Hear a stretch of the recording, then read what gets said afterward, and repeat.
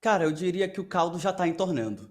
Porque se a gente pensar uma historicização dos casos e de denúncias de racismo no futebol, antes os jogadores eles tinham muito medo. Eles não tinham um respaldo da opinião pública, eles não tinham um respaldo político, e em muitos dos casos eles não tinham nem respaldo dos próprios times. Então eles se viam sempre ou quase sempre nadando contra uma corrente. Então, se a gente pensa 2010 mais ou menos, 2012, e mais recentemente, a partir da década de 2020, eu colocaria como esse marco aí interessante a gente pensar esse ativismo social, esportivo que mobiliza a sociedade como um todo. Eu estava até relendo aqui alguns textos que eu escrevi há um tempo atrás, e tem um texto bem interessante, na verdade, uma declaração do vice-presidente do Superior Tribunal de Justiça Esportiva, que, para quem não acompanha muito, né, o órgão que faz toda uma legislação e aplica, né, um órgão de conotação mais administrativa.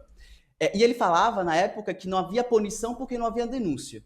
E hoje a gente vê um cenário de crescimento de denúncias constantemente, gradualmente, porque, e aí é bem interessante o que o Juninho fala, a tomada de consciência ela é fundamental, os jogadores perceberem que passaram por situações racistas e que existe mecanismos de buscar e de denunciar. Eu acho que isso é fundamental.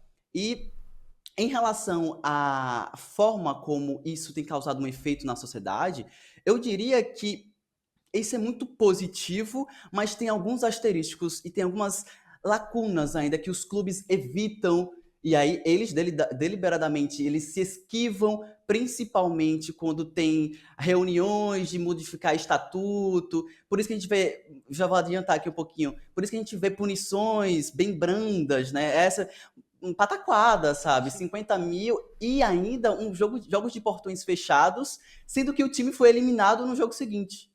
Sem falar ainda na campanha de conscientização, que assim, se vocês tiverem um pouco de estômago, vão nos comentários, que ela só fez promover mais racismo e promover uma proliferação de atitudes racistas contra o Luigi. Então, a gente percebe um movimento de ascendência, vamos dizer assim, de uma discussão na opinião pública mesmo sobre esse assunto, mas ainda há lacunas, né? E aí de ordem de punição, de ordem de conscientização, porque os jogadores, cada vez mais, eles estão tendo essa tomada de consciência. Sim.